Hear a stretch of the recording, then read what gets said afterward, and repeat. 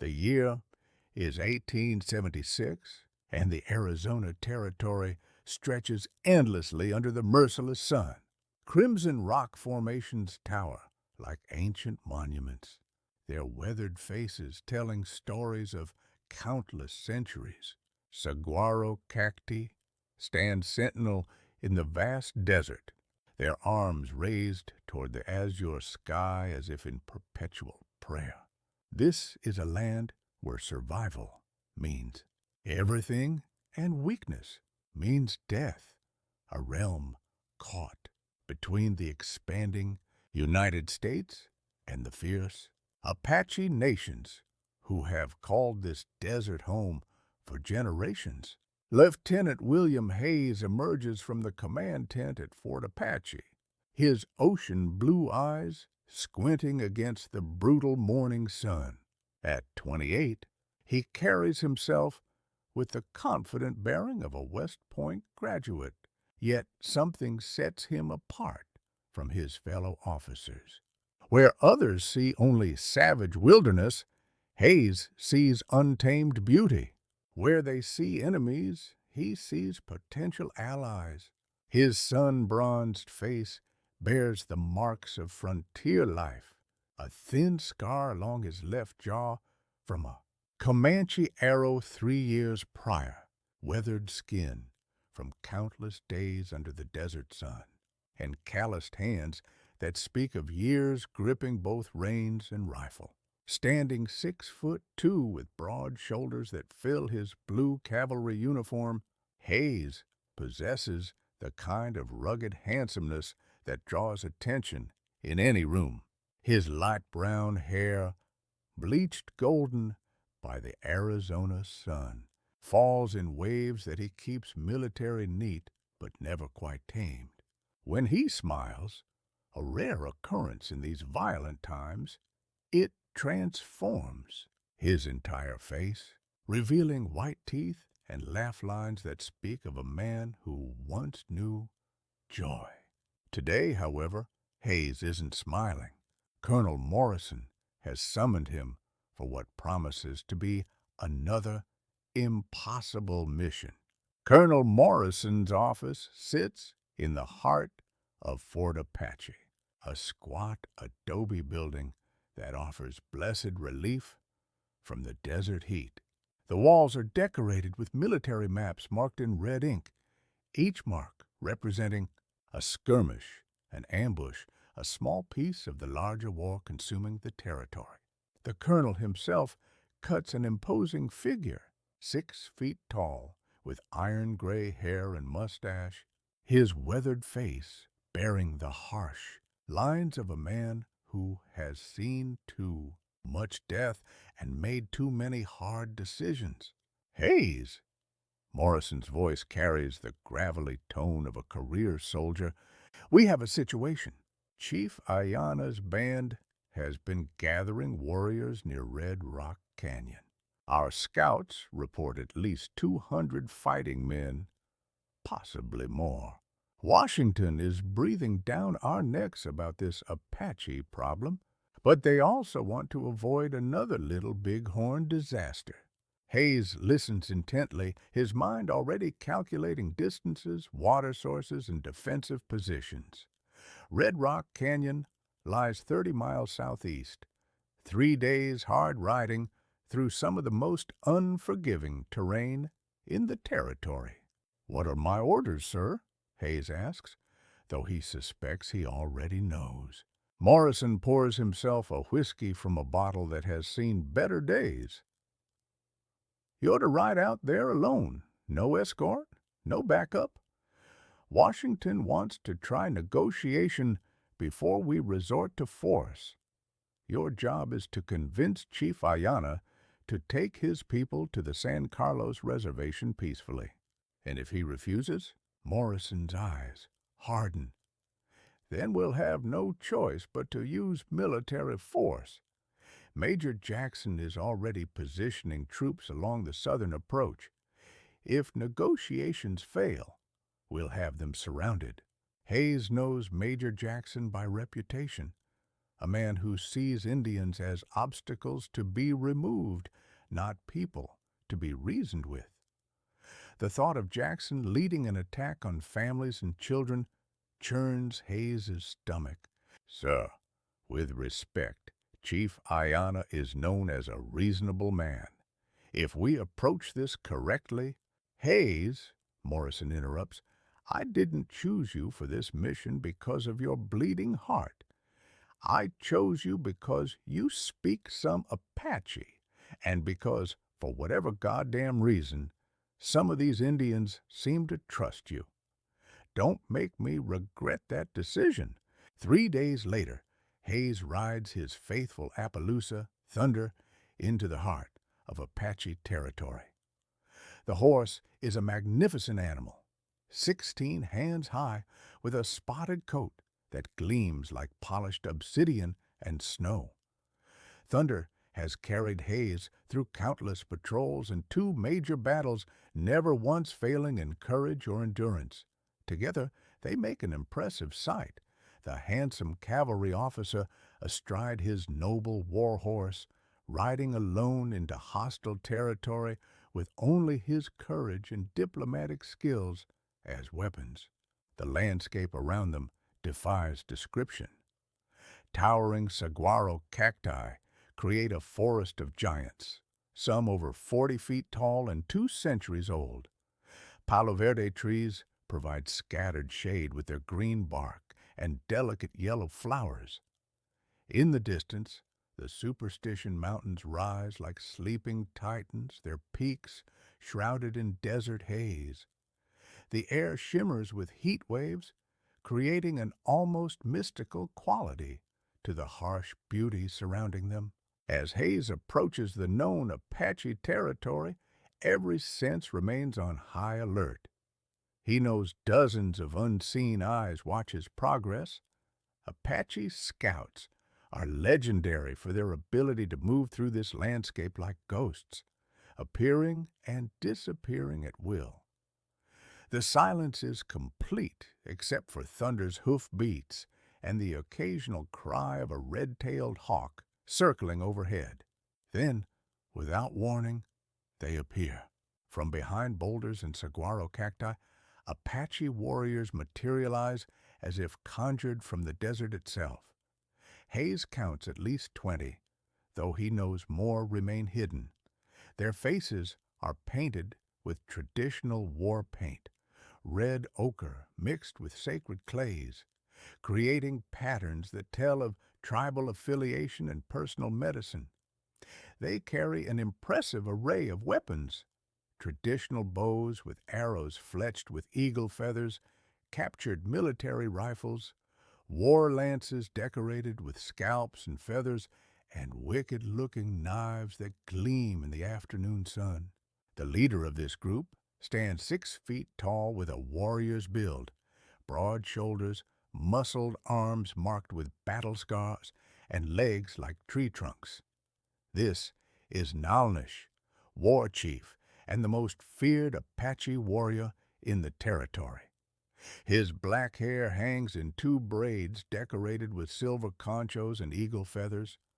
Across his chest, he wears a breastplate made from bone hair pipe and turquoise beads. His face, while painted for war, shows intelligence and cunning. Blue coat, Nalnish speaks in English heavily accented with Apache inflections. You ride alone into Apache land. Are you brave or foolish? Hayes slowly dismounts, keeping his hands visible and away from his weapons. I come seeking Chief Ayana. I bring words of peace from the White Father in Washington. Several warriors laugh mockingly at this. One young brave, his face painted in lightning bolt patterns, spits in the dirt. White words are like desert wind. They blow hot and mean nothing. But Nalnish raises his hand for silence, studying Hayes with the intensity of a predator evaluating prey. After a long moment, he nods. You will come, But know this, Blue Coat, one wrong move and your hair will decorate my lance. The journey to the Apache village takes 2 hours through terrain that would challenge a mountain goat. They follow hidden trails that wind through narrow canyons and over rocky ridges. Hayes marvels at the Apache warrior's ability to move silently through landscape that seems designed to announce every footstep. Even thunder, sure-footed as he is, occasionally sends small stones clattering down the canyon walls. Finally, they crest a ridge, and Hayes sees the Apache encampment spread out in the valley below. It's unlike anything he's ever witnessed, a temporary city of perhaps 800 souls living in perfect harmony with a harsh desert environment. The village consists of roughly 60 wickiups, traditional Apache dwellings made from bent poles covered with brush and hides. They're arranged in family clusters with larger ceremonial structures at the center. Smoke rises from countless cooking fires, and Hayes can see women tending to daily tasks while children play games that prepare them for adult responsibilities. Warriors sit in groups, some crafting weapons, others sharing stories of raids and battles. But what truly captures Hayes's attention is the central area of the village, where a group has gathered around what appears to be a council meeting. And there, standing beside an elderly man who must be Chief Ayana himself, is the most beautiful woman Hayes has ever seen. Ayana, named for the eternal flower that blooms in the hearts of her people, stands like a desert goddess amid the gathering crowd. At 24, she has reached the perfect bloom of womanhood, her beauty a stunning blend of her Apache heritage and something uniquely her own. She stands 5'6", with a figure that would make ancient sculptors weep, full breasts that strain against her buckskin top, a narrow waist that flows into womanly hips, and long, shapely legs that speak of countless miles traveled through mountain and desert. Her skin glows with the warm bronze of her people, smooth as river stones and unmarked by the harsh desert sun thanks to traditional Apache beauty treatments of plant oils and sacred clays. Her face is a masterpiece of nature's artistry. High cheekbones that catch the light, a straight nose with slightly flared nostrils that speak of noble bloodlines, and lips so perfectly formed they seem designed for kissing. But it's her eyes that truly captivate. Large, dark as midnight, framed by thick black lashes, and expressing an intelligence that immediately tells observers this is no mere decoration, but a woman of substance and power. Her blue-black hair falls like a waterfall of silk to her waist, partially braided with turquoise beads and silver ornaments that catch the light with every movement.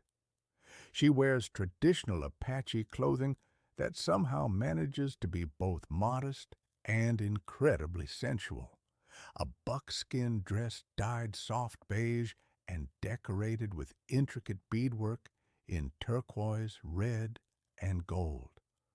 The dress fits her like a second skin, outlining every curve while maintaining the dignity appropriate to a chief's daughter. Around her neck hangs a magnificent necklace of silver and turquoise in the pattern of a thunderbird, a symbol of power and protection. Silver bracelets encircle her wrists, and beaded moccasins cover her feet. Everything about her speaks of high status within the tribe, but also of a woman comfortable with her own power and sexuality. As Hayes and his escort approach the village center, Ayana turns to look at them. The moment their eyes meet across the dusty space, something electric passes between them.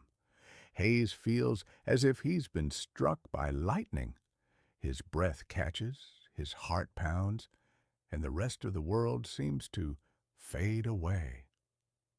For her part, Ayana experiences something she's never felt before, a sudden warmth that spreads through her body, a recognition of something in this white soldier's blue eyes that speaks to her soul. The moment stretches endlessly, neither able to look away. Around them, the bustle of village life continues, but for Hayes and Ayana, time has stopped.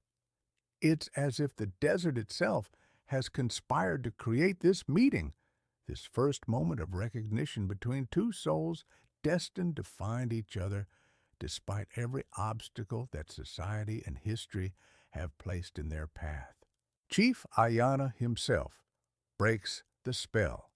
The old war leader emerges from the largest wickiup, and his presence immediately commands respect from every person in the village. At 58, he remains an imposing figure despite his age, standing nearly 6 feet tall with a build that still shows the strength of his warrior youth. Chief Ayana possesses the kind of natural authority that needs no enforcement. His weathered face bears the lines of a man who has made countless life and death decisions, yet his dark eyes still burn with intelligence and purpose. His gray-streaked hair hangs in 2 long braids decorated with eagle feathers, each one earned through acts of courage and leadership. He wears the traditional clothing of a high-ranking Apache chief, a shirt made from the finest buckskin, decorated with porcupine quills and beadwork that tells the story of his victories and visions. Over this, he wears a magnificent coat made from the hide of a grizzly bear he killed single-handedly as a young man. So, the chief speaks in perfect English, his voice carrying the weight of authority. The blue coats send us another treaty maker. Tell me, soldier, what lies do you bring us today? Hayes steps forward, removing his hat in a gesture of respect.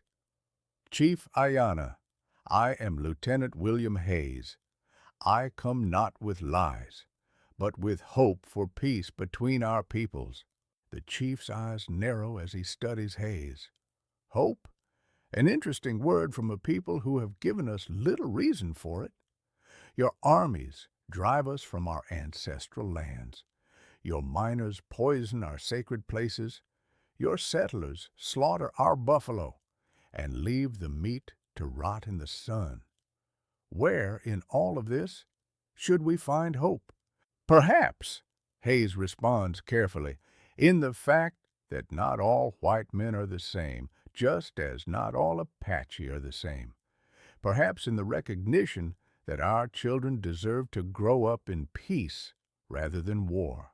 A murmur runs through the gathered crowd. Some warriors scoff at this talk of peace, while others nod thoughtfully. Hayes notices that Ayana watches him intently, her dark eyes studying his face as if trying to read his very soul. Pretty words, Chief Ayana says finally, but words are like desert flowers, beautiful for a moment, then withered by the harsh reality of sun and wind. What can you offer us besides words? Hayes takes a deep breath, knowing that his next words could determine not only the fate of these people, but potentially his own life as well. I offer you the truth. Washington wants to avoid another costly war. They're prepared to negotiate in good faith for a reservation that actually meets your people's needs. Adequate water, good hunting, and respect for your sacred places. And if we refuse? Hayes meets the chief's gaze steadily. Then Major Jackson has 300 soldiers positioned to attack this village. Women and children will die alongside warriors. The survivors will be forced to San Carlos anyway, but under much harsher conditions. The honesty of this response clearly surprises the chief. Most white negotiators come with veiled threats and empty promises. This young officer's direct approach suggests either foolish courage or genuine sincerity. "You speak more truth than most blue coats," the chief admits. "For this, you will be our guest tonight. Tomorrow, we will talk more of this peace you claim to offer." That evening, Hayes finds himself assigned to a small wickiup near the edge of the village. The structure is surprisingly comfortable. The bent pole frame covered with tightly woven brush provides excellent insulation from the desert's temperature extremes, while the high door covering can be adjusted to control airflow. Inside, buffalo robes and well-crafted blankets provide warmth for sleeping. As darkness falls over the desert, the village transforms into something magical. Cooking fires cast dancing shadows on the wickiup walls, while the larger central fire illuminates gatherings of people sharing stories, songs, and laughter. The sound of drums begins to echo across the valley, accompanied by traditional Apache chants that speak of ancient connections to the land and sky. Hayes sits outside his temporary home, mesmerized by this glimpse into a way of life so different from his own. In the cavalry, evenings are structured affairs: evening mess, equipment maintenance, and lights out at the sound of taps. Here, life flows with the natural rhythm of families and community. Children play elaborate games in the firelight while their parents share the day's events. Elderly storytellers captivate audiences with tales of legendary heroes and spirit animals. It's while observing this scene that Hayes notices Ayanna approaching through the maze of wickiups. She moves with the fluid grace of a natural athlete, her beaded moccasins making no sound on the hard-packed earth. In the firelight, she looks even more beautiful than she had in daylight. The dancing flames highlight the sculptured perfection of her face and cast a golden glow on her bronze skin. She carries a tray holding what appears to be food and drink. As she draws near, Hayes catches a hint of her scent, something exotic and completely feminine, a mixture of sage, wildflowers, and something uniquely her own that makes his pulse quicken. "My father ordered me to bring the white soldier food," she says in English that, while accented, demonstrates clear intelligence and education. "Thank you," Hayes responds, standing politely. "Your English is excellent. Where did you learn to speak it so well?" Ayanna sets the tray down near his fire and studies him with those incredibly dark eyes. "A missionary lived with our people for 3 years when I was young. Father Michael taught me many things about the white world. He said knowledge of the enemy's language was a weapon as powerful as any rifle." "And do you see me as an enemy?" Hayes asks gently. For a long moment, she doesn't answer, instead settling gracefully onto a flat rock across from his fire. The flames dance between them, creating an intimate circle of light in the vast desert darkness. "I thought I did," she finally admits. "But enemies don't usually warn us of attacks. Enemies don't speak of hope for our children."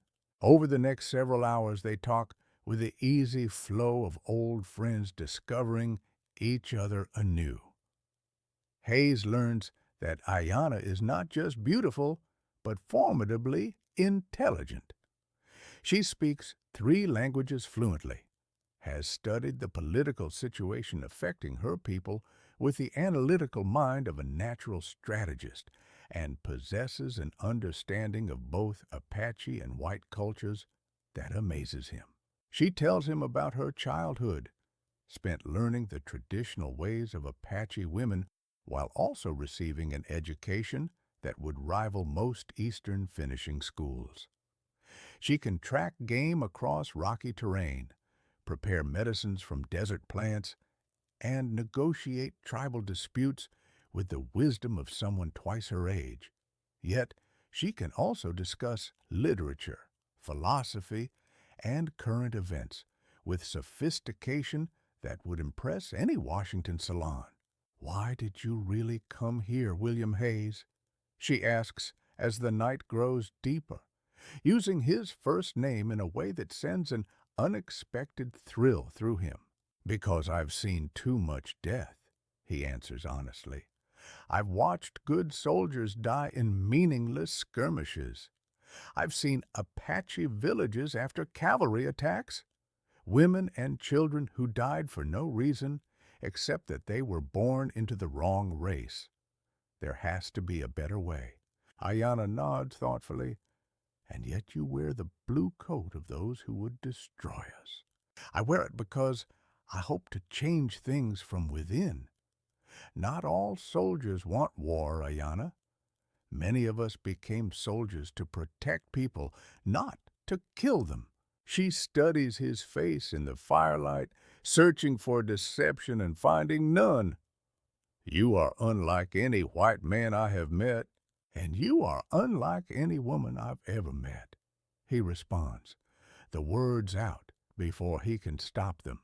The admission hangs in the air between them like smoke from the fire. Both realize they've crossed some invisible line from mere conversation into something more dangerous and more wonderful. "I should go," Ayanna says softly, but makes no move to leave. "Yes," Hayes agrees, but his eyes never leave her face. Instead of departing, she asks, "Tell me about your home. What is Virginia like?" Hayes describes the rolling hills of his childhood, the white farmhouses with their columned porches, the fields of tobacco and wheat that stretch to the horizon. He tells her about winters when snow transforms the landscape into a crystal wonderland, and springs when dogwood trees bloom like scattered stars across the hillsides. In return, Ayanna shares the legends of her people, stories of Coyote the trickster, of mountain spirits who protect the Apache, and of the time when animals and humans spoke the same language. Her voice takes on a musical quality as she recounts these ancient tales, her hands moving gracefully to illustrate the stories. "My grandmother told me," she says, as the fire burns lower, "that every person has a spirit animal that guides them through life. She said mine was the eagle, proud, fierce, and free, but also wise enough to soar above the battles of earthbound creatures." "What would my spirit animal be?" Hayes asks, genuinely curious. Ayanna considers this carefully, studying his face in the dying firelight. "The wolf," she finally decides. "Loyal to your pack, intelligent, strong enough to survive alone but happiest with family. And like the wolf, you have the courage to stand between your loved ones and danger." Their conversation continues deep into the night, ranging from the profound to the playful. They discover shared values despite their different worlds. Both believe in honor, loyalty, and protecting those weaker than themselves. Both have felt the loneliness of leadership, the burden of making decisions that affect others' lives. As the eastern sky begins to lighten with the first hint of dawn, Ayanna finally rises to leave. "I must go before the village awakens." Hayes stands as well, suddenly reluctant to end this magical interlude. "Will I see you again?" "That depends on what happens at today's council," she says. "If my father agrees to negotiate, perhaps. If not—" She doesn't finish the sentence, but They both understand the implications. The next morning, Hayes is summoned to the formal council meeting. The gathering takes place in the village's central area, with Chief Ayana presiding from a position atop a natural rock formation that serves as a throne. Around him sit the tribe's war chiefs, medicine men, and other leaders, perhaps 20 men in total, each representing different aspects of Apache society. Hayes is given a place of honor across from the chief, a gesture that doesn't go unnoticed by the assembled leaders. To be seated rather than standing indicates a level of respect rarely accorded to white officials. Chief Ayana begins the proceedings with a traditional prayer to the four directions, calling upon the spirits of his ancestors to guide the discussions. The ceremony is conducted entirely in Apache, but Hayes can sense the gravity and spirituality of the moment. "Lieutenant Hayes," the chief finally says in English, "you have eaten our food and shared our fire. By Apache law, this makes you temporarily one of our family.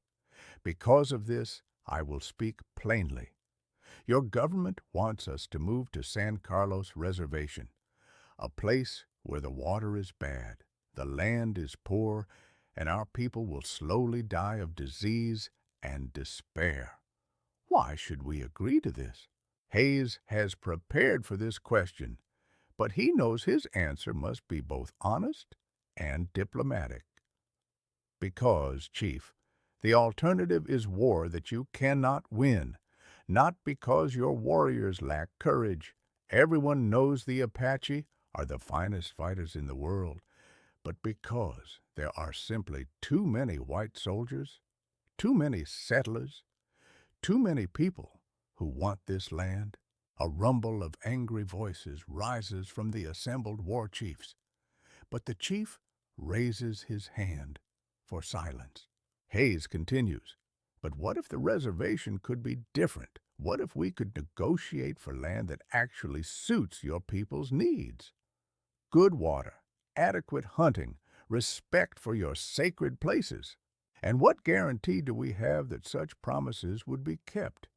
asks an elderly medicine man. "White men's treaties are like morning mist. They disappear when the sun rises." It's a fair question, and Hayes knows his answer will be crucial. "I can't guarantee anything about other white men's promises, but I can guarantee this. I will personally ensure that any agreement we reach is honored. I will remain here as the government's liaison, and I give you my word as a soldier and as a man that I will fight as hard for your rights as I would for my own family's." This declaration causes a sensation among the assembled leaders. For a white officer to offer to remain permanently in Apache territory is unprecedented. It suggests either remarkable courage or remarkable commitment, possibly both. Chief Ayana studies Hayes intently before speaking. "You would leave your own people to live among us?" "I would stay to serve peace," Hayes responds carefully. "Whether that makes me one of your people or simply a bridge between two peoples, I leave for you to decide." The council continues for hours, with various leaders raising concerns about water rights, hunting territories, military protection from hostile neighboring tribes, and preservation of Apache customs and religion. Hayes addresses each concern as honestly as possible, sometimes admitting that he doesn't know the answers, but promising to find them. As the sun reaches its zenith, Chief Ayana calls for a recess. "We will consider your words," he tells Hayes. "Tonight, we will give you our answer." That afternoon, Hayes finds himself with unexpected free time to explore the village. What he sees impresses him greatly.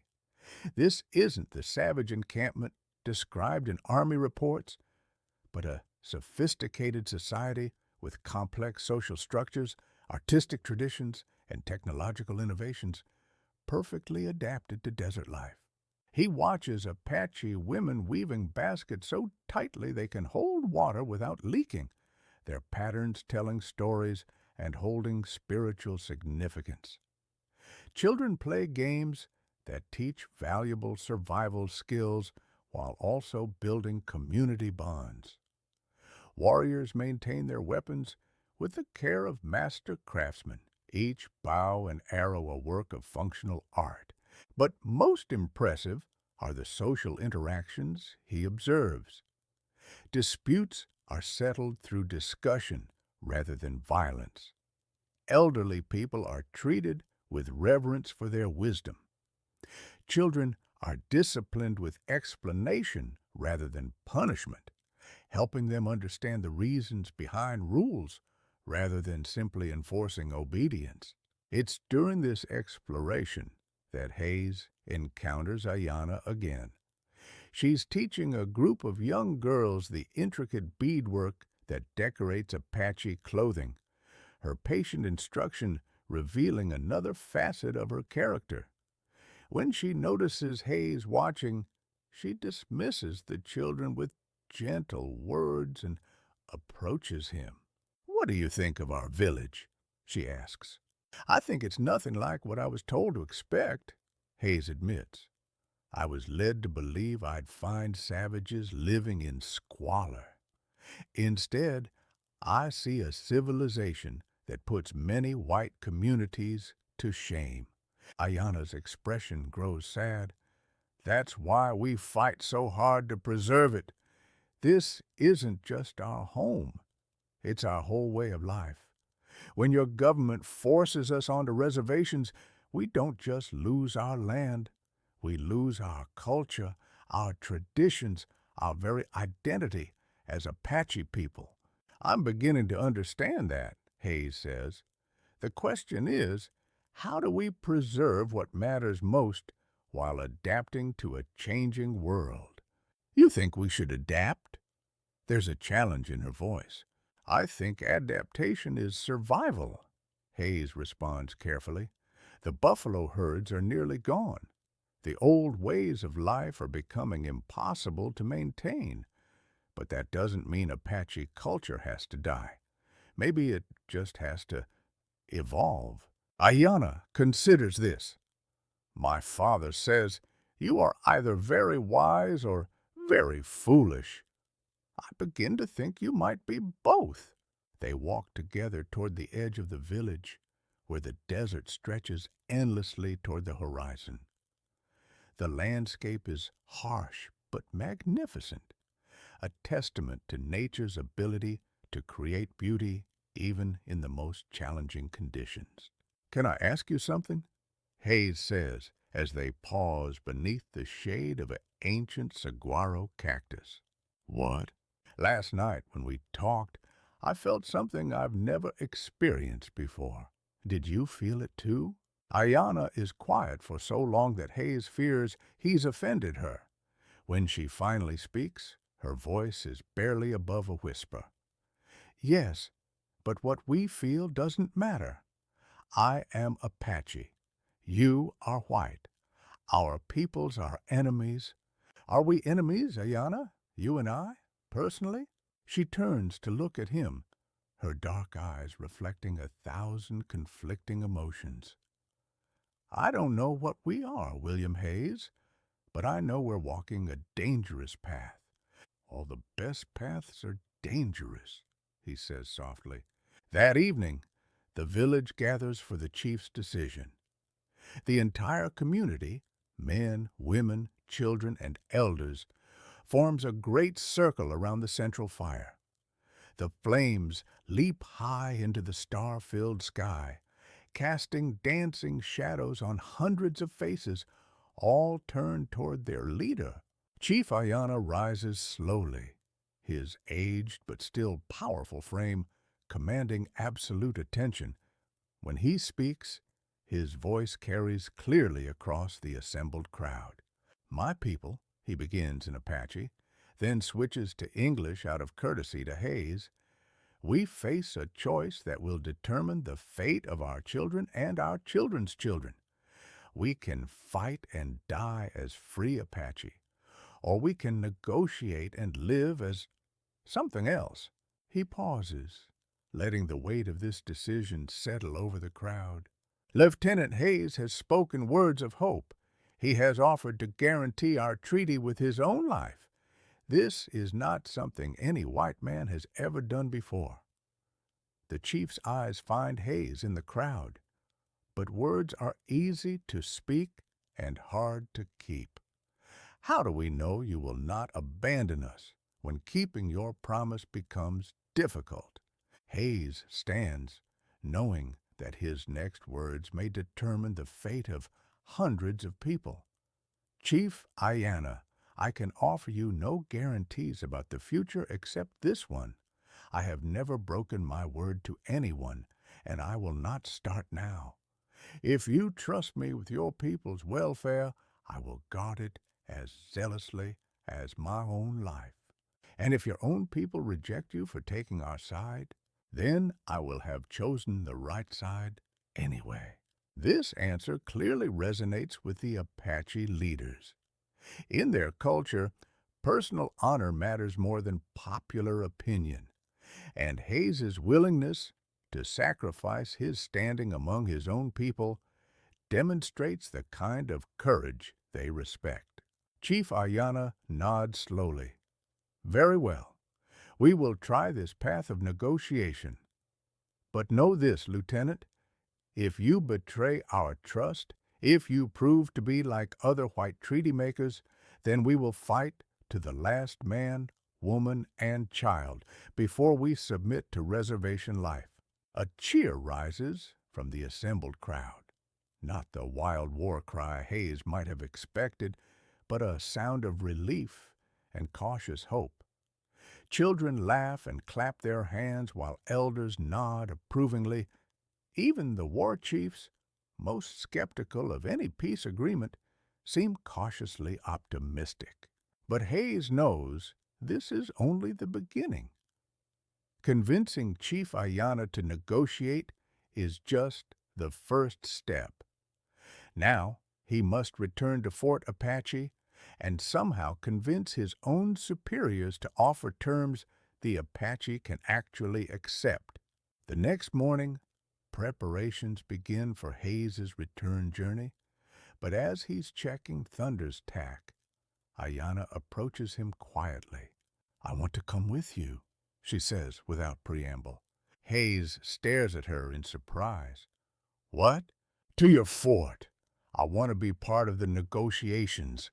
"Ayana, that's impossible. A cavalry post is no place for someone like you."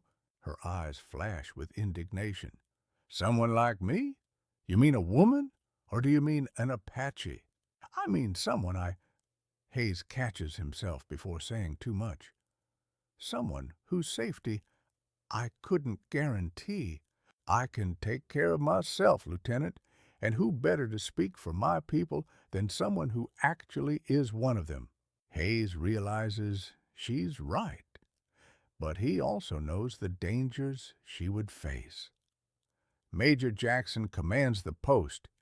He's not known for his diplomatic approach to Indian relations. All the more reason why someone should be there to represent the Apache perspective. After much discussion, they compromise. Ayana will come to Fort Apache, but as an official translator and cultural liaison, rather than as a negotiator. This gives her some protection under military protocol while allowing her to participate in the process. The journey back to Fort Apache takes 3 days, and every mile reveals new layers to Ayana's character. She's an excellent rider, handling her paint mare with the skill of someone born in the saddle. She knows every water source, every shortcut, every potential danger along their route. More than once, her desert knowledge saves them from serious trouble. On their second night, camped in a hidden canyon, that provides shelter from both the elements and potential enemies. They sit around their small fire and talk about their hopes for the negotiations. "What will you do if this fails?" Ayanna asks. Hayes pokes at the fire with a stick, sending sparks spiraling up toward the stars. "Keep trying. Find another way. I won't give up on peace as long as there's any possibility of achieving it, even if it costs you your career, especially if it costs me my career. What good is a career built on the graves of innocents?" Ayanna studies his profile in the firelight. "You're not like other white men I've met." "How many white men have you met?" Hayes asks, with a slight smile. "Enough to know the difference between those who see Apache as people and those who see us as problems to be solved."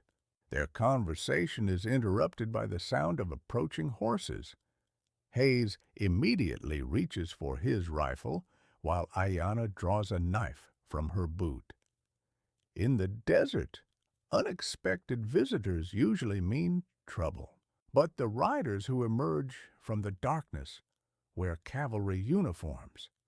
It's a patrol from Fort Apache, led by Sergeant O'Malley, an Irish immigrant who served with Hayes before. "Lieutenant!" O'Malley calls out as he recognizes Hayes. "Colonel Morrison sent us to find you. He was worried when you didn't return on schedule." Hayes steps forward, but keeps his body between the soldiers and Ayanna. "I'm fine, Sergeant. Just took longer than expected to complete negotiations." O'Malley's eyes move to Ayanna, taking in her Apache dress and obvious tribal affiliation. His hand moves instinctively toward his sidearm. "It's all right," Hayes says quickly. "She's with me. Official business." The sergeant looks confused, but doesn't question a superior officer's orders. "Colonel wants to see you immediately when you return, sir. Says there's been developments." Hayes feels a chill of foreboding. "What kind of developments?" "Better if the colonel tells you himself, sir." They break camp immediately and ride hard for Fort Apache, arriving just before dawn. The post is already bustling with unusual activity. Additional troops, supply wagons, and the general air of preparation for military action.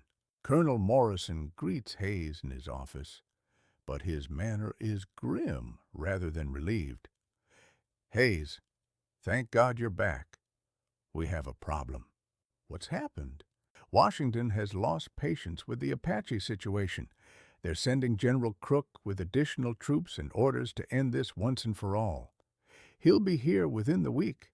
Hayes feels his heart sink.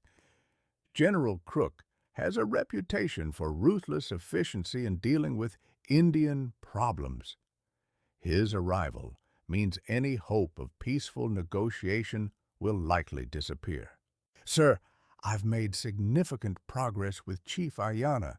He's agreed to negotiate." Morrison waves his hand dismissively. "It doesn't matter now. Crook's orders are to pacify the territory by any means necessary. That usually means overwhelming force." "What about Major Jackson?" Morrison's expression grows even grimmer. "Jackson's been promoted to colonel and given command of field operations. He'll be leading the campaign against the Apache." Hayes realizes the situation has become desperate. With Jackson in command and General Crook's backing, any military action against the Apache will be brutal and decisive. There will be no prisoners, no mercy, and no hope of survival for Chief Ayanna's people. "Sir, I request permission to continue negotiations with Chief Ayanna.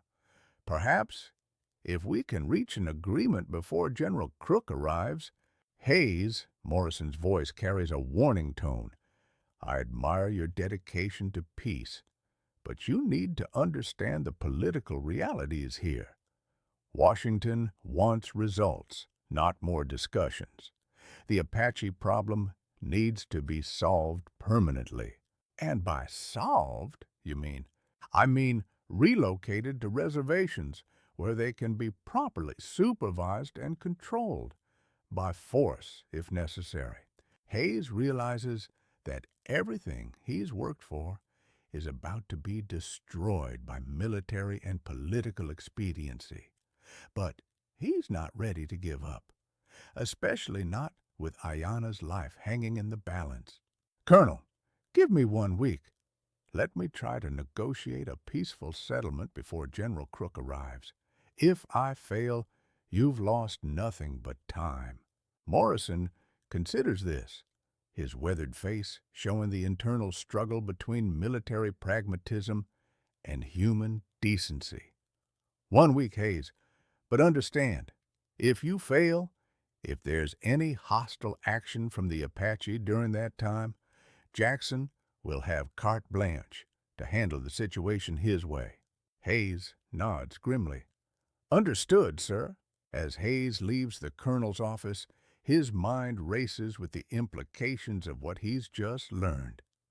He has 7 days to accomplish what seems impossible: negotiate a peace treaty that will satisfy both Apache needs and military demands, all while keeping Ayana safe from the growing anti-Indian sentiment at the fort.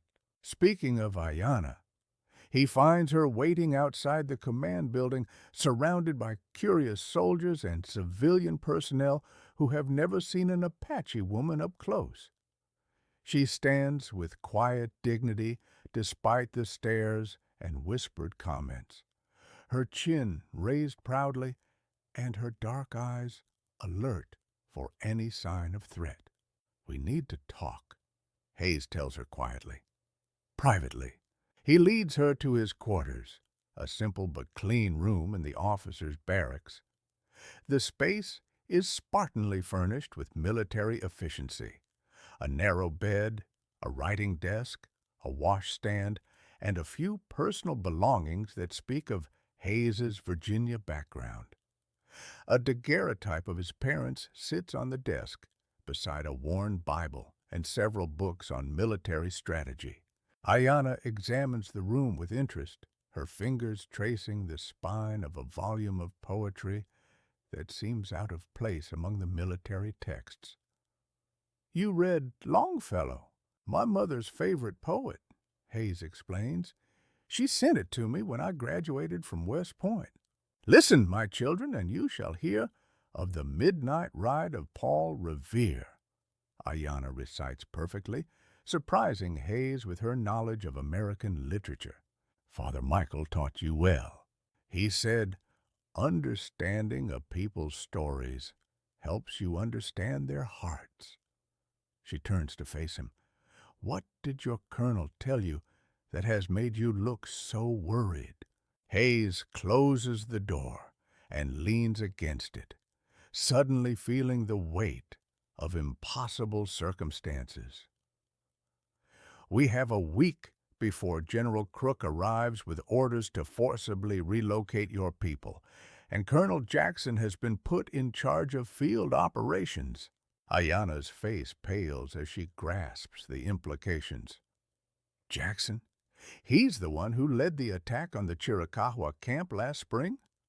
The one who killed women and children? Yes, which means if we can't reach an agreement in the next 7 days, your people will face a massacre, not a battle. Ayana moves to the small window that overlooks the parade ground, watching soldiers drill in the morning sun. Perhaps it would be better for me to return to my people now, to warn them and help them prepare for war. That's exactly what Jackson is hoping for, Hayes says. Any sign of Apache hostility will give him an excuse to attack immediately.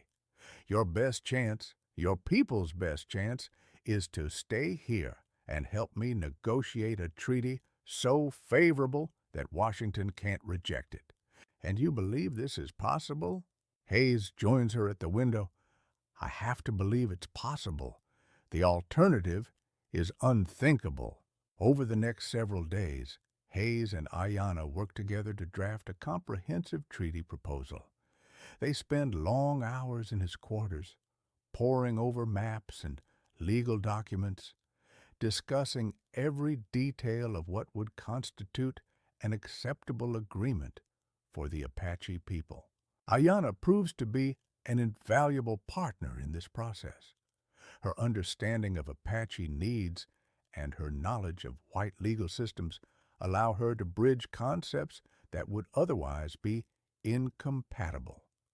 She suggests innovative compromises, shared hunting territories, seasonal migration rights, cultural preservation clauses that address Apache concerns while still meeting government requirements for territorial control. During these intensive work sessions, their relationship deepens beyond mere cooperation. Confined in the small space of Hayes's quarters, they become acutely aware of each other's presence. The brush of fingers as they reach for the same document, the way her hair catches the lamplight when she leans over maps, the warmth of her body when they sit close together examining legal texts. All of these moments build in growing tension between them. Hayes finds himself distracted by her beauty even as he admires her intellect. The way she bites her lower lip when concentrating, how she unconsciously touches her throat when thinking deeply, the musical quality of her voice when she speaks in Apache. Every detail etches itself into his memory. For her part, Ayanna discovers new aspects of Hayes' character that draw her ever deeper into dangerous, emotional territory. She sees his genuine concern for her people's welfare, his willingness to sacrifice his military career for principle, and his unexpected gentleness when dealing with complex cultural issues. More than that, she notices how he treats her as an equal partner rather than a mere translator or token representative. Their work is interrupted frequently by hostile incidents that threaten to derail the entire peace process. Major Jackson, now Colonel Jackson, makes no secret of his opposition to negotiations. He assigns increasingly aggressive patrols near Apache territory, hoping to provoke an incident that would justify military action. More troubling are the attitudes Hayes observes among his fellow officers and enlisted men. Many see Ayanna's presence at the fort as an insult to military dignity. Whispered comments follow her wherever she goes, some questioning her morals, others suggesting she's a spy gathering intelligence for future Apache raids. The situation reaches a crisis point on the fourth day when Captain Bradley, a young officer recently arrived from the east, makes inappropriate advances toward Ayanna outside the mess hall.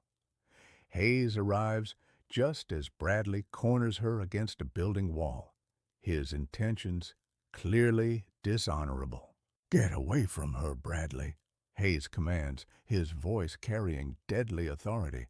Bradley turns with a drunken sneer. "Just having a conversation with the squaw, Hayes. Surely you don't object to a little frontier hospitality." "I object to you breathing the same air she does," Hayes responds coldly. "Now step away before I make you regret your discourtesy." Bradley's hand moves toward his sidearm, but Hayes is faster. In one fluid motion, he draws his Colt .45 and places the barrel against Bradley's forehead. "I wouldn't, Captain. Not unless you're prepared to meet your maker today." The confrontation draws a crowd of soldiers, all watching to see how this unprecedented situation will resolve. An officer drawing a weapon on another officer over an Indian woman is unheard of, and everyone present knows they're witnessing something that will be talked about for years. Bradley, sobered by the cold steel pressed against his skull, slowly raises his hands. "This isn't over, Hayes." "Yes, it is," Hayes responds quietly. "If you ever approach Miss Ayana again, if you even look at her inappropriately, I'll kill you. That's not a threat, Captain. It's a promise." Word of the incident spreads quickly through the fort, and Hayes realizes he's crossed a line that can't be uncrossed. By publicly defending Ayana's honor with potentially lethal force, he's declared his feelings more clearly than any words could have done. That evening, Ayana comes to his quarters as usual for their work session, but the atmosphere between them has changed. The tension that has been building for days finally reaches a breaking point. "You shouldn't have done that," she says as soon as the door closes behind her. "Done what?" "Threatened to kill a fellow officer for my sake.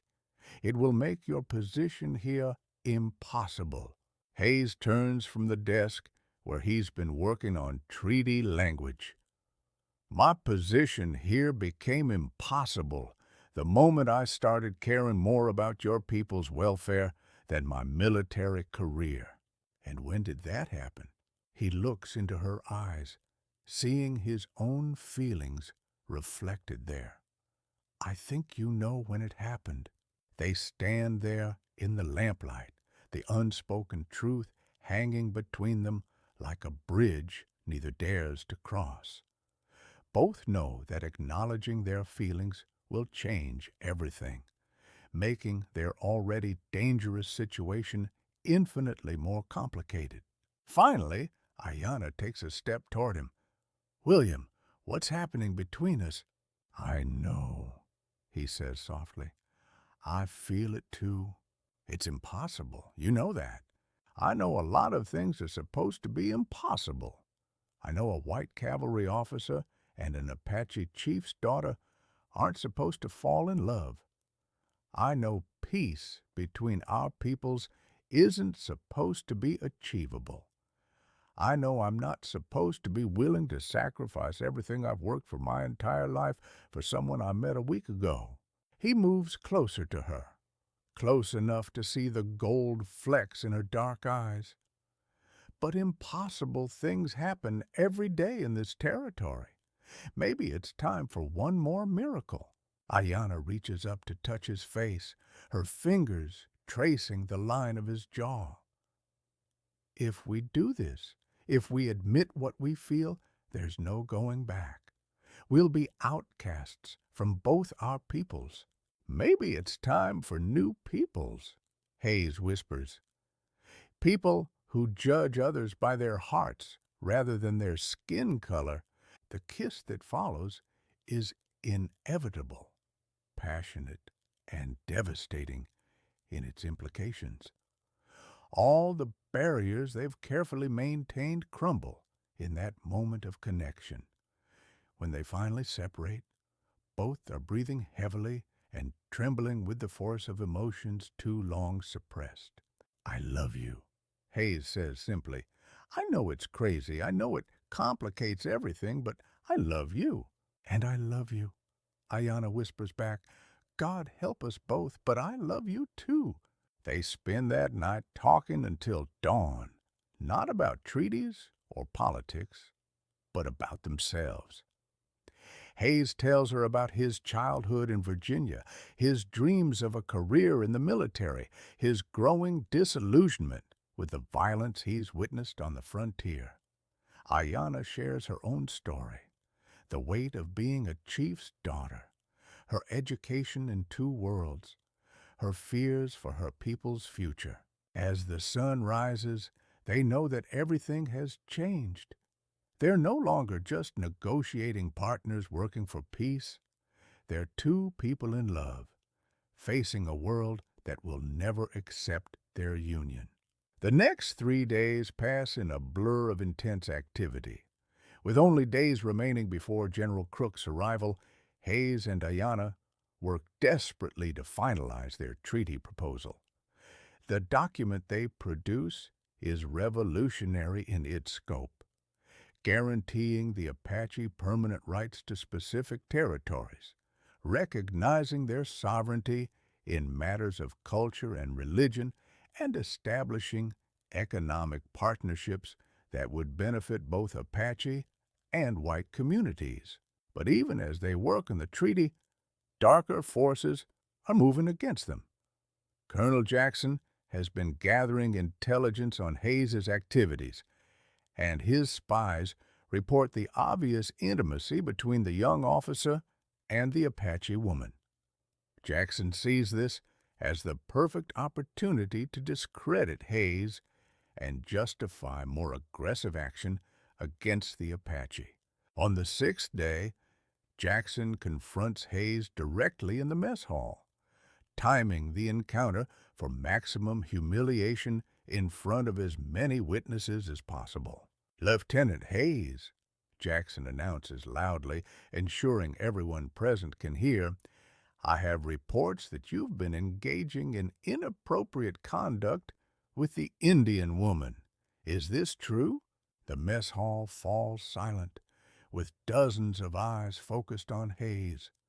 He stands slowly, his face expressionless, but his eyes burning with controlled fury. "Colonel Jackson, I'm not sure what you're implying." "I'm not implying anything, Lieutenant. I'm stating directly that you've been consorting with a savage in a manner unbecoming an officer and a gentleman. Several witnesses have reported seeing you in compromising situations." Hayes realizes that Jackson is trying to provoke him into doing something that would justify court-martial proceedings. He forces himself to remain calm despite the insult to Ayana's honor. "Colonel, Miss Ayana is here as an official liaison helping with treaty negotiations. Any time I've spent with her has been in pursuit of those duties." Jackson's smile is predatory. "Treaty negotiations that require private meetings in your quarters late at night? How fascinating. The implication is clear to everyone present." Hayes feels his control slipping as Jackson continues to publicly besmirch Ayana's reputation. "I would be very careful about making accusations you can't prove, Colonel." "Accusations? I'm simply expressing concern about your judgment, Lieutenant. After all, we wouldn't want personal feelings to interfere with military duty, would we?" It's then that Ayana herself enters the mess hall, apparently unaware of the confrontation in progress. The sight of her, beautiful, dignified, and completely vulnerable to the hostile stares of dozens of soldiers, triggers something primal in Hayes. "Colonel Jackson," he says in a voice so quiet it's more menacing than any shout, "you will apologize to Miss Ayana for the disrespect you've shown her, or I will make you apologize." "Is that a threat, Lieutenant?" "It's whatever you want it to be." The tension in the room becomes electric. Every man present knows they're witnessing something unprecedented. A junior officer directly challenging a superior's authority over a woman, and an Indian woman at that. The outcome of this confrontation will determine not just Hayes's career, but potentially the fate of the peace negotiations. Jackson, realizing he's pushed too far, attempts to retreat while maintaining face. "Lieutenant Hayes, report to my office immediately. We'll discuss your attitude problem privately." But Hayes isn't finished. "Not until you apologize to Miss Ayana." "I have nothing to apologize for." Hayes steps forward, his hand resting on his sidearm. "Then we have a problem. It's Ayana herself who breaks the deadly standoff. Moving gracefully through the hostile crowd, she places her hand gently on Hayes's arm. "William," she says softly, "it's all right. I've heard worse words from better men." Her dignity in the face of public humiliation, her concern for Hayes despite the insults she's endured, only make him love her more. But it also makes him realize how impossible their situation has become. That night, as they work on final preparations for the treaty presentation, they both know their time is running out. General Crook will arrive the next day, and with him, any hope of peaceful resolution will likely disappear. We have to face reality, Ayanna says, as they sit together in his quarters. Even if your superiors accept this treaty, my people may not. Many of the war chiefs see any compromise with whites as betrayal. And even if both sides accept it, Hayes adds, there will always be those who try to undermine it. Jackson and his supporters won't give up just because a treaty is signed. They sit in silence for a while, both contemplating the seemingly impossible challenges ahead. Finally, Ayanna speaks. There's another option. Hayes looks at her questioningly.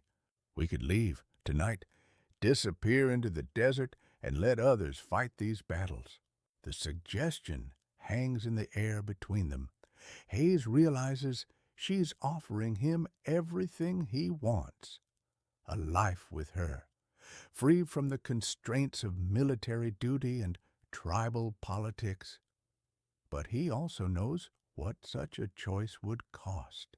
Your people need you, he says finally, and running away won't solve their problems. My people need peace more than they need me. And maybe sometimes the bravest thing is to choose love over duty. Hayes takes her hands in his, looking into her eyes. Is that what you want? To run away with me? What I want, she says slowly, is to wake up every morning beside the man I love without having to worry about which of us might be dead by evening. What I want is children who grow up in a world where their mixed heritage is a blessing rather than a curse. What I want is impossible. Maybe not as impossible as we think, Hayes says thoughtfully. What if there was a third option? What do you mean? Hayes is quiet for a long moment, an idea forming in his mind. What if we could create our own community, somewhere beyond the reach of both the Army and the Apache tribal authorities, a place where people are judged by their character rather than their ancestry? You're talking about a fantasy, William. Am I? There are places in California, in Oregon, where the territorial authority is still weak. Small communities where a man and woman could start over, where their past doesn't matter as much as their future. Ayanna considers this possibility. And you would be willing to give up everything, your career, your family, your entire identity, for such a dream? I've already given up everything that matters by falling in love with you, Hayes says simply. The question is whether we use that sacrifice to build something beautiful or let it be wasted on regret. Their conversation is interrupted by urgent knocking at the door. Hayes opens it to find Sergeant O'Malley, his face grave with bad news. Lieutenant, you need to come quickly. General Crook has arrived ahead of schedule, and he's demanding to see you immediately. Hayes feels his heart sink. Their week of negotiations is over, and they haven't even had a chance to present their treaty proposal. What about the Apache representatives we were expecting tomorrow? That's the other problem, sir. Our scouts report large numbers of Apache warriors moving toward the fort. It looks like Chief Ayanna is bringing his entire war band for the negotiations. Hayes realizes the situation has become critical. With General Crook demanding immediate action and hundreds of Apache warriors approaching the fort, any small incident could trigger the very war they've been trying to prevent. Sergeant, send word to the Apache column. Tell them to halt their approach and make camp 5 miles out. We need time to brief General Crook on the current negotiations. Sir, Colonel Jackson has already sent out a patrol to intercept them. He's ordered them to turn back immediately or face military action. Hayes's blood runs cold. Jackson's aggressive approach virtually guarantees a violent confrontation. How long ago did the patrol leave? Oh, about an hour, sir. Hayes realizes they're out of time. In less than 2 hours, Jackson's patrol will encounter Chief Ayana's column. Given the colonel's attitude toward negotiations and the war chief's pride, violence seems inevitable.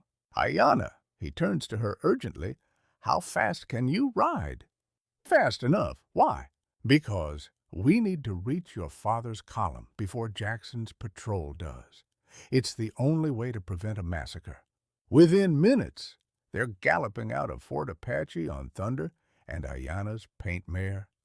The desert moon provides enough light to navigate by, but the terrain is treacherous for night riding. One false step by their horses could mean a broken leg and certain death in the hostile wilderness. As they ride, Hayes explains the desperate plan taking shape in his mind. If we can reach your father first, maybe we can convince him to make a gesture of peace so dramatic that even General Crook will have to reconsider military action. What kind of gesture? I don't know yet, but it has to be something that shows beyond any doubt that the Apache want peace, not war. They push their horses hard across the moonlit desert, following Apache trails that wind through canyons and over rocky ridges. Ayana leads the way, her intimate knowledge of the terrain allowing them to take shortcuts that save precious time. After 2 hours of hard riding, they spot the glow of campfires in the distance, Chief Ayana's column making their evening camp. But even as they approach, they can hear the sound of approaching horses from the opposite direction. Jackson's patrol is only minutes behind them. As they ride into the Apache camp, Hayes sees immediately that this is no mere negotiating party. Chief Ayana has brought over 300 warriors, all painted for war and heavily armed. The sight of so many Apache fighters, combined with their obvious preparation for battle, will confirm every fear the military has about Apache intentions. Chief Ayana emerges from his lodge as they dismount, his face showing surprise at their unexpected arrival. Daughter, why have you come? And why do you bring the white soldier here? Ayana quickly explains the situation while Hayes studies the war preparations around them. He realizes that Chief Ayana has prepared for both possibilities: peaceful negotiation if the whites are reasonable, or glorious battle if they are not. The problem is that to white eyes, this will look like preparation for war rather than diplomacy.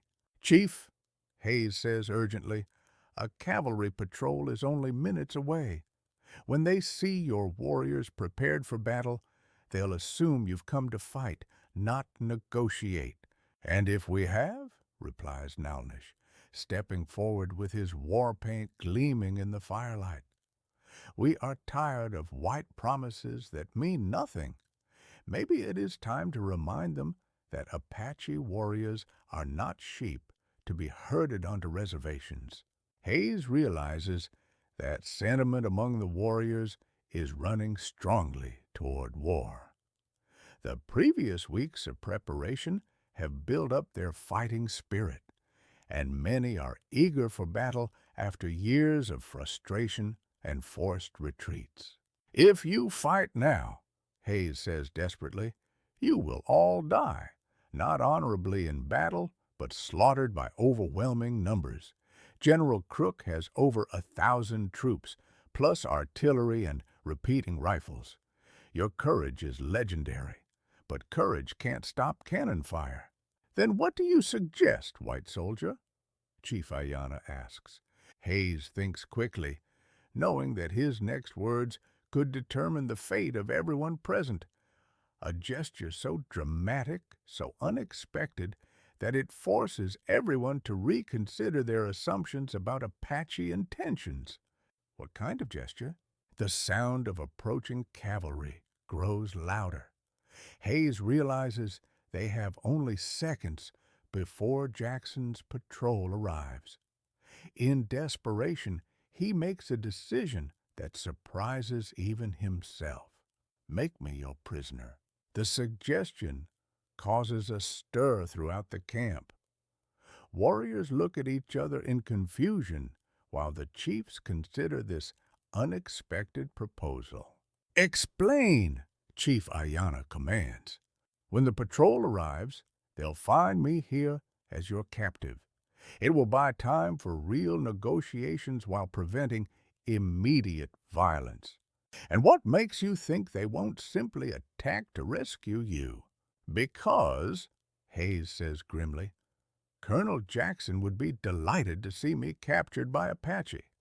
It would prove his point about my unreliability and justify whatever action he chooses to take. Ayana stares at him in horror. You're asking my father to sign your death warrant. I'm asking him to give peace one last chance. Before anyone can object further, the sound of cavalry horses becomes a thunder of hoofbeats as Jackson's patrol crests the ridge overlooking the Apache camp. Dozens of soldiers spread out in attack formation, rifles ready, as they take in the scene below. Colonel Jackson himself rides forward, his face twisted with satisfaction as he sees what appears to be confirmation of his worst suspicions about Apache intentions. Chief Ayana, he shouts across the space between armies, you will surrender immediately or face the consequences. But before the chief can respond, Hayes makes his choice. He draws his sidearm and hands it to Nalnish, then raises his hands in apparent surrender. Colonel Jackson, he calls out, I am Lieutenant William Hayes, and I am now a prisoner of Chief Ayana's band. Any attack on this camp will result in my death. The declaration sends shock waves through both groups. Apache warriors stare at Hayes in amazement, while cavalry troopers struggle to understand why their own officer would apparently defect to the enemy. Jackson's face turns purple with rage. Hayes, what the hell do you think you're doing? What I should have done from the beginning, Colonel. Choosing a side based on principle rather than prejudice. This dramatic gesture accomplishes exactly what Hayes hoped. Jackson cannot order an immediate attack without risking the death of a fellow officer, even one he considers a traitor. The Apache warriors, impressed by Hayes's willingness to sacrifice himself for peace, begin to see him as something more than just another white soldier. Chief Ayana, understanding the gift Hayes has given him, steps forward to address Jackson directly. Colonel, your soldier came to us speaking of peace. We have listened to his words and found wisdom in them. If you also desire peace, we are willing to talk. If you desire war, we are ready for that as well. The next several hours pass in tense negotiations, with Hayes serving as translator and mediator, despite his prisoner status. Gradually, a framework begins to emerge that might satisfy both sides' essential requirements. But the real breakthrough comes when General Crook himself arrives the next morning to assess the situation personally. Unlike Jackson, Crook is a pragmatic soldier who understands that victory through negotiation is preferable to victory through bloodshed. More importantly, Crook immediately recognizes the strategic value of Hayes's position. By voluntarily becoming an Apache prisoner, Hayes has demonstrated the kind of trust that could form the foundation of a lasting peace. Over the following days, with Hayes serving as the crucial link between two cultures, a comprehensive treaty begins to take shape. The Apache will retain rights to specific territories in exchange for cessation of raids against white settlements. Trade agreements will provide economic incentives for peaceful coexistence. Most importantly, cultural and religious freedoms will be protected under federal law. But even as the treaty negotiations progress, Hayes and Ayana must confront the personal cost of their choices. Their relationship, now obvious to everyone involved, makes them targets for extremists on both sides who oppose any accommodation between Apache and white cultures. The crisis comes when a group of Apache warriors, led by a young war chief named Kuruk, attempts to undermine the negotiations by attacking a nearby settlement. Kuruk believes that any peace with whites is betrayal of Apache honor, and he's determined to provoke a war that will make negotiation impossible. When news of the attack reaches the negotiating parties, both sides immediately assume the other has acted in bad faith. Jackson demands immediate military action while some Apache leaders question whether the whites have been negotiating honestly while secretly planning attacks. It's Hayes who realizes what has actually happened. This wasn't authorized by either side, he tells the assembled leaders. Someone wants these negotiations to fail. Working with Ayana and loyal warriors from both factions, Hayes tracks down Kuruk's band and confronts them before they can launch additional attacks.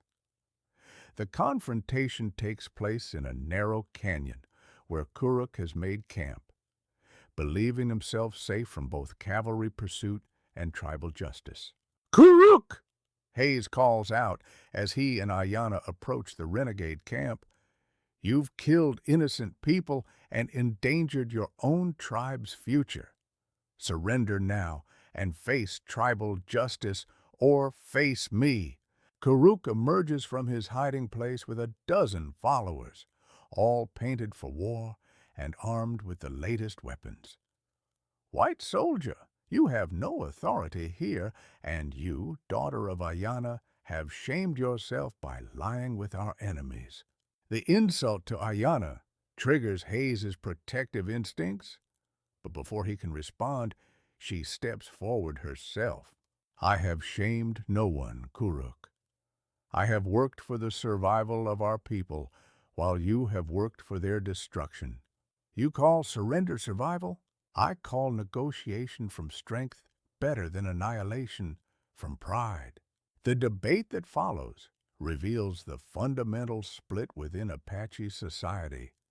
Between those who believe accommodation with white expansion is necessary for survival, and those who prefer honorable death to cultural compromise. The standoff is resolved when Chief Ayana himself arrives with a larger force of tribal warriors. The old chief has ridden hard to prevent Kuruk's actions from destroying the fragile peace process, and his authority among the Apache is still strong enough to compel obedience, even from the rebels. Kuruk, the chief says, with the weight of absolute authority, you have acted without tribal sanction and endangered our people's future. You will return with us to face judgment, or you will be cast out from the Apache nation forever. Faced with complete isolation from his own people, Kuruk finally surrenders. His followers, seeing their leader's defeat, also lay down their weapons. With the immediate crisis resolved, the treaty negotiations can resume. But the incident has revealed how fragile the peace process remains and how easily the extremists on both sides could still trigger catastrophic war. The final treaty signing takes place in a ceremony that blends both Apache and military traditions. Chief Ayana and General Crook formally signed the agreement under an enormous flag that combines the stars and stripes with traditional Apache symbols.